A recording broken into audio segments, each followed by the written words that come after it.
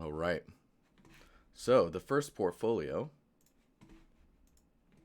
is actually Sam Armstrong, if I am correct, Space Wizard.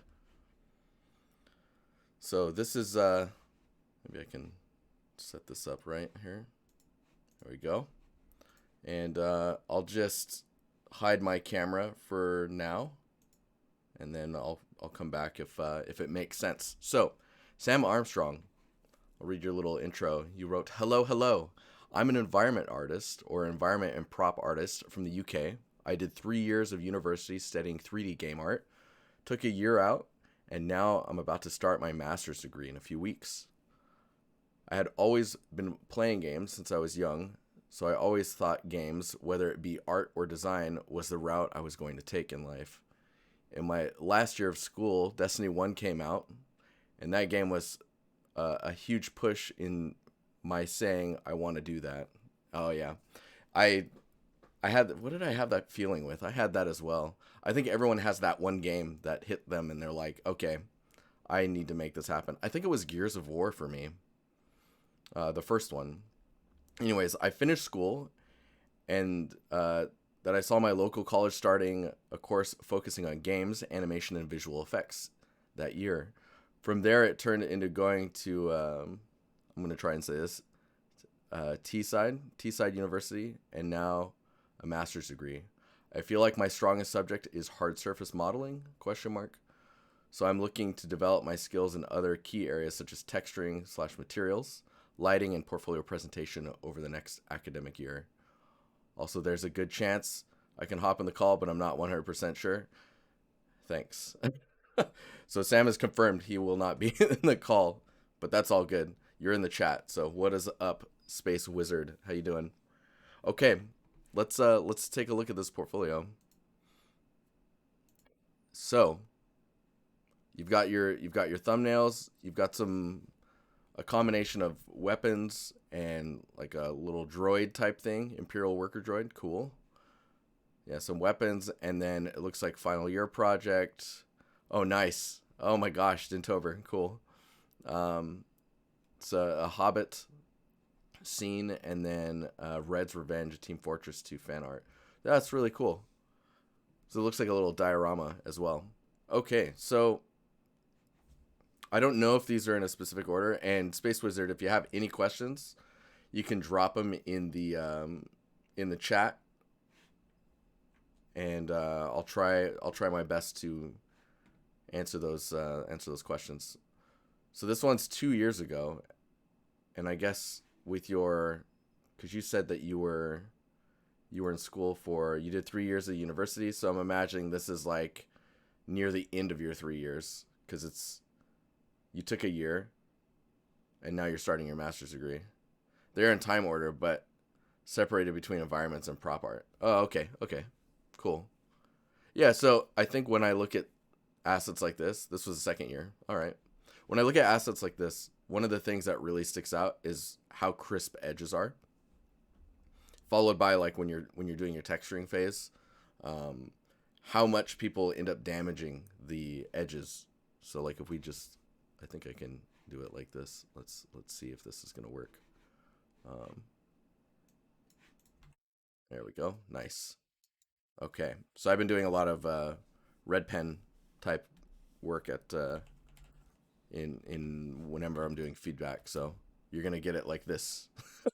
So what I'm talking about is these edges here, these types of details along here, and the frequency at which you will people will cause edge damage or edge wear. So you want to be careful to like not go overboard, and kind of just keep it as clean as possible, but still give it enough damage that's realistic in the sense that it looks damaged without being what people would say like generated, right? So the other thing I would note is you can see some aliasing in here. You can get away with that. So I'm going to say two things. So first, the first way that this happens is your bevel on your high poly mesh that you bake from. The bevel is so small that the texture resolution of the normal map bake can't really support that small of detail, so it gets lost between the pixels.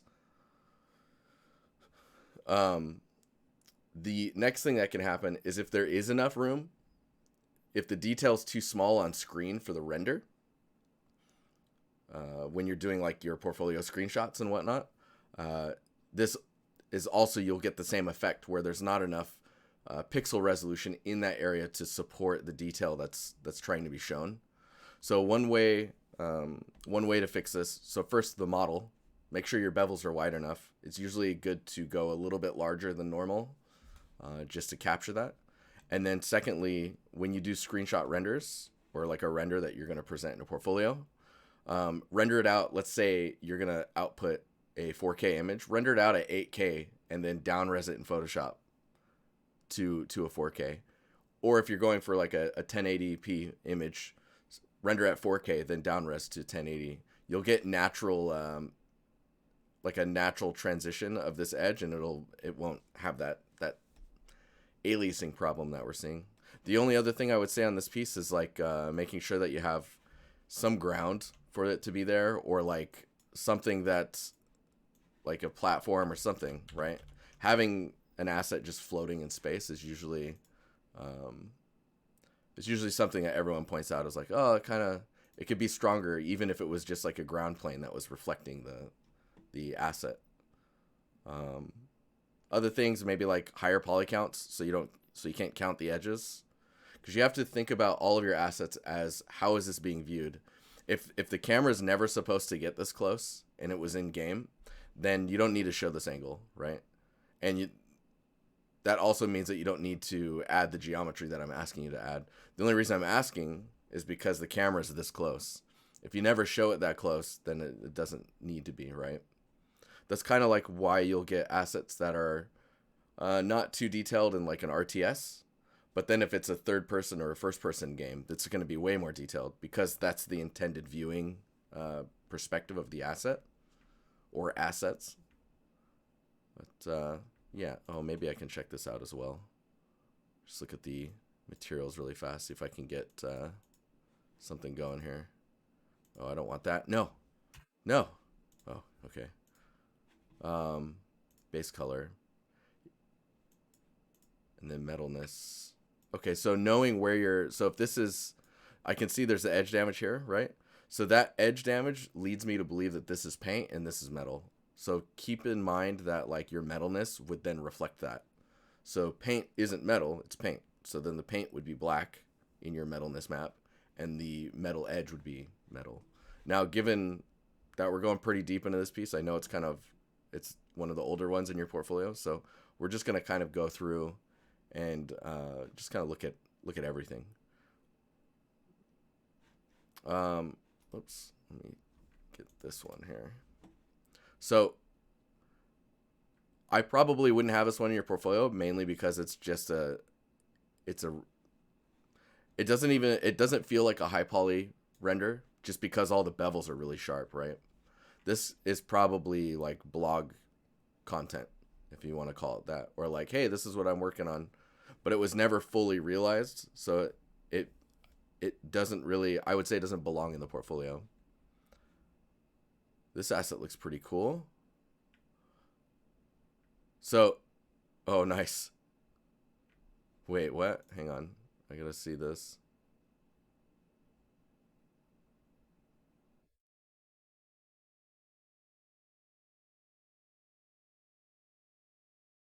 Ah, this is cool.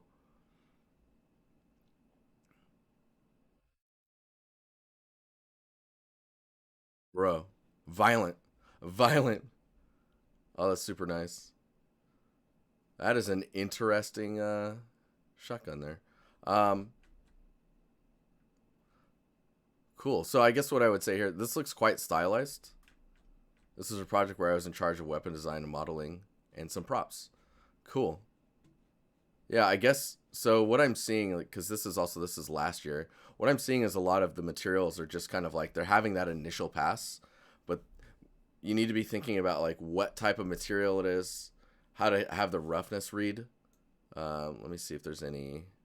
Oh yeah, here's some props as well. That was quite stylized as well. I was gonna say really looking at your materials, how they're damaged, what is the material. Like you can see how thick this is. And I like that there's a little cut in here for the rope to kind of follow through. I'm not sure why there's these holes though, right? So there's all these details to make sure that you can sell why they're there, or design them in a way where like the thickness, like I like how this tapers in. So it's more of, I guess it's more about understanding the design in general. This was the slap on a smart material phase before actually trying to create my own. Yeah, I get that. Yeah, that's because I would agree. That's what it feels like. Back here's pretty cool with like the little welding bits and stuff. So it's just, again, your bevels are really tight still. I would probably double or triple those in width, just so that you have a better like edge for lighting to play with. You can see it's almost razor sharp. It's always going to be difficult. Hey guy. But yeah, it does feel like you threw a smart material on each of the types and then just kind of called it good from there. Just got to push it a little bit further. It needs that refinement phase, basically. It's kind of like a first pass. This looks pretty nice. So this is also 2 years ago. So modeling wise, this is pretty cool. Edges are a little tight here. You can see with the shape language that you've got going on here, of like the width of that kind of little inset here, that you can actually follow that kind of same tone and style in here. Like even here, you can see how soft but still like inset and hard edged that is. It's easier on the eye, and I think if you were kind of approaching that same kind of weight language in the little edges in here, you'd be in a really good spot with just the overall design feeling unified. But generally, I would say overall, it's kind of sitting in a similar bevel or like width of edges and bevels and insets. They're all feeling quite similar, which is good. It keeps the design cohesive throughout. This was a project where I was in charge of. I think this was yeah. Sometimes you forget while modeling that when baked down, it's not the same. Yeah, it's true. It's true. Like if these little details in here were inset in, but not like if they just were extruded in but not inset on the sides, you don't get a sense of like how deep it's actually going in the final bake. So I totally get that. I'd be interested to see what happens with that glass, like when you shoot, you know. I guess this just gets super bright. I think it would be cool if this was brighter. But initially, I would say all the materials look like they're there. There's just a few like normal issues with the bakes, and then going a little bit further on the materials. Do you have any advice on how to keep the edges smoothness throughout a whole model? It's really dependent on what you're modeling and like how it's broken up into pieces. That could probably be its own stream altogether. That's a pretty big topic. We could probably talk about that in one of the streams. Liquid, how you doing? See, so this is a, like, I guess this is a high poly, right? Based off the sniper rifle concept, yeah. When you have the concept that you're going off of, you should link the person in here. That's always a good thing to do, because then it just links back to the artist. So you did these last two as breaks from environments. Okay. Yeah, because we're still looking at your props because of the order in which you looked at, or the order in which you're using your portfolio. But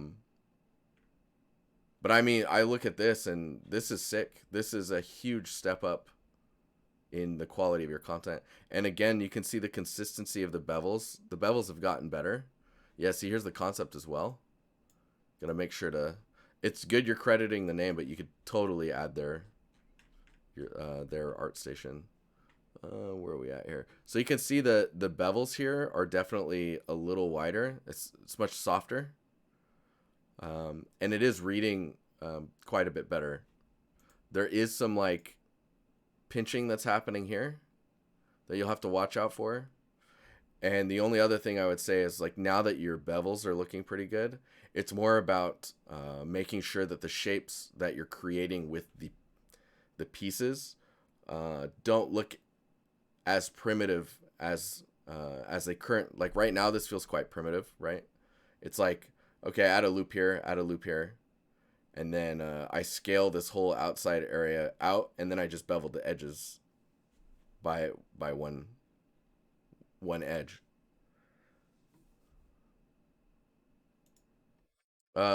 Liquid's got a question. Would it be cool for an environment artist to have as many props as levels in a portfolio? Um, I mean, if you think about, so if you want to be an environment artist, right? You're making environments. The environments are full of props. So in that sense, you're kind of doing props anyways. I would say weapons could be a little bit of a different topic. Just because they're weapons versus a prop. If we go back here now, we got one more weapon to look at. Given the amount of time, maybe I'll jump to the Adam's updating his portfolio with stuff. You will end up making props either way. So let's say we go to this reactor scene. There's going to be like props in here. If there isn't any props, we should talk about like, yeah. So the results of my final module created using one trim sheet and a few tileable textures. Trim sheets are freaking powerful, man. You could focus a lot on a single prop though. Right, and that says a lot about what you're trying to shoot for, right, Liquid? Like, are you trying to be a props artist or are you trying to be an environment artist? That being said, there's nothing wrong with having both. But what you're aiming for is what your portfolio should look like it's pointing at. Does that make sense? So like this portfolio was Sam's portfolio. The weapons and character are to the back of environments. So it shows the interest in this, but the focus is here. But yeah. Yeah, so I would go a little bit further and break down, like, I would love to see the trim sheet, for example, because I need to understand how you use your trim sheet or how you set your trim sheet up, because it's not just, so you can make a trim sheet, but how you utilize the space inside that trim sheet and what you're using from that trim sheet in the scene says a lot about how much you actually understand about trim sheets. Yeah, so if you can add an image in the back and maybe like a breakdown shot of like just all the parts, because overall this looks really cool, and I like the outline detail you're doing here. The only thing I would maybe say is like you could utilize color to get a little bit more depth. Because like for example, so you've got this green here, and then everything else is this bit more of an orangish red or orangish yellow, and adding a cooler value in there could help you separate out elements like down below. Like if below this detail, it got colder as it went down. Maybe the detail in the back here was colder and it went further back. Getting that more depth in your scene is going to be, would push that further. Let's look at this last weapon here.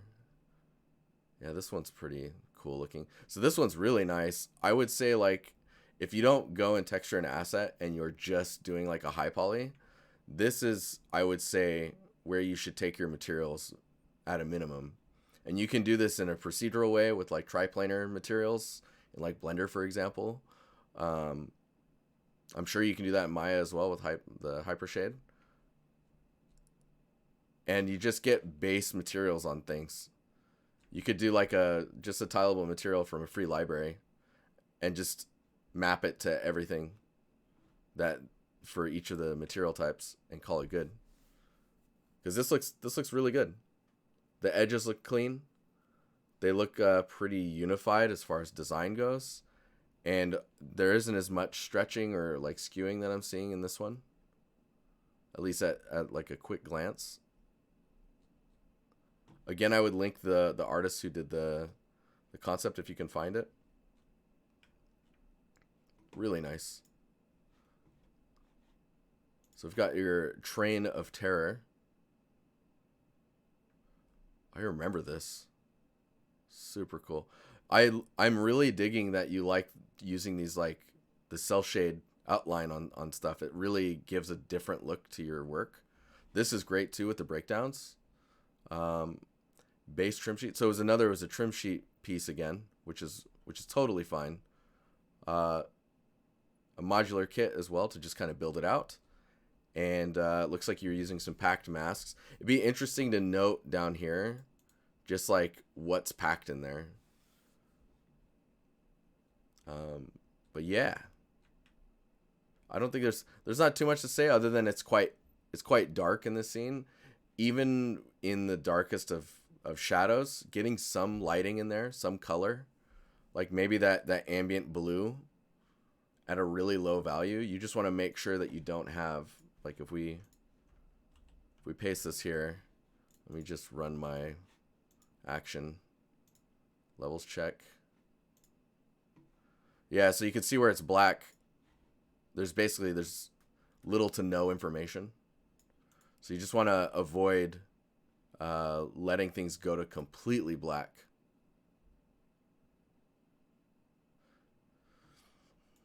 Let's see. So I thought going all in was the better option to see where I can push them. Are you referring to the scene here, or? Oh man, there we go. I was like, what did I do? There's assets in there too. Oh my gosh. Yeah, I think that's initially why you would want to put like an initial block out of lighting on your scene, because then you can see these darker areas and really like understand what you're actually seeing and what you're not seeing. That way you don't waste time propping areas that you can't even see. It's kind of the same methodology behind like why you would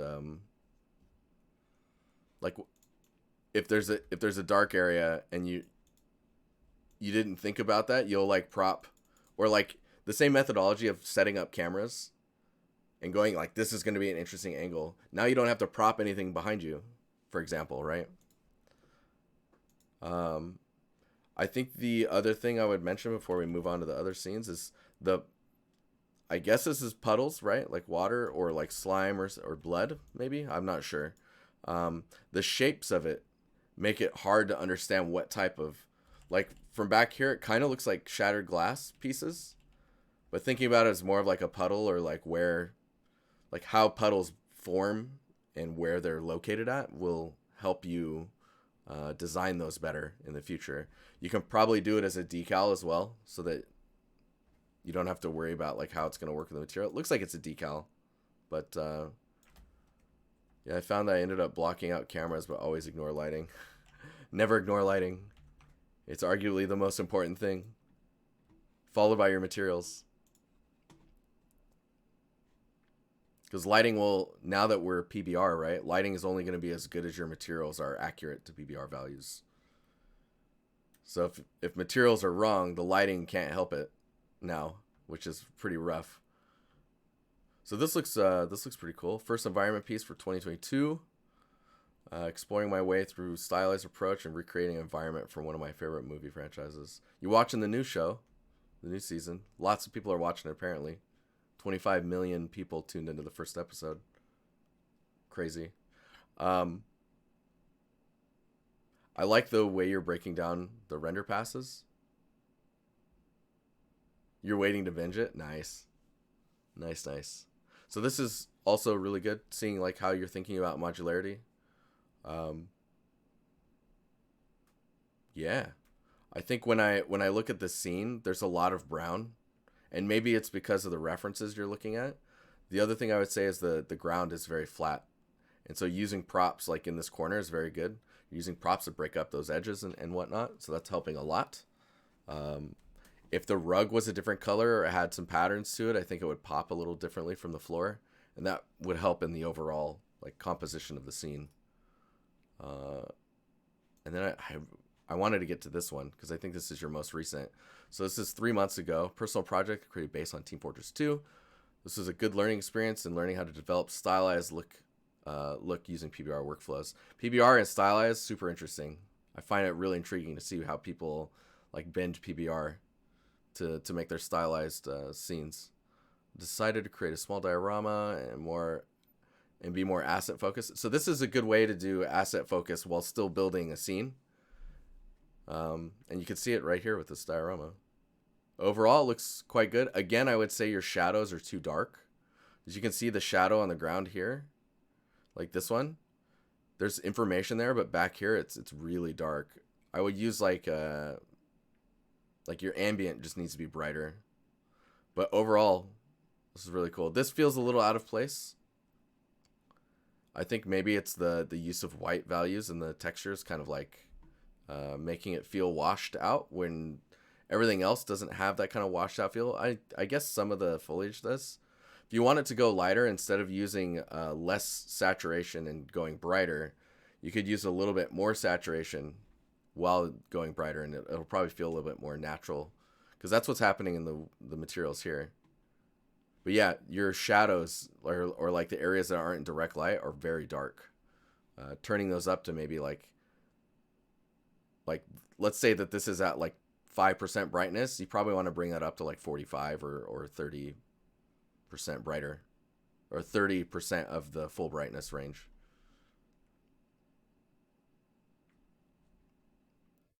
Oh, I always love these too. But I mean, honestly, man, I think your understanding of materials is getting better. I can see you're leaning more towards stylized work. And you're just going to keep pushing, I guess, right? Adam, I just saw Adam's message. No, this is great though. This turned out really nice. Again, I would like if you just posted this, I would take another pass on this foliage, just to try and get it up to the standard of everything else. I guess the grass has the same effect on it because you kind of followed the same pattern. I would do that and then just go for getting it all rendered out. This feels very dark as well. I guess that's supposed to be a metal, right? The albedo's probably really, yeah, see the albedo's quite dark. There's a lot of dark in here.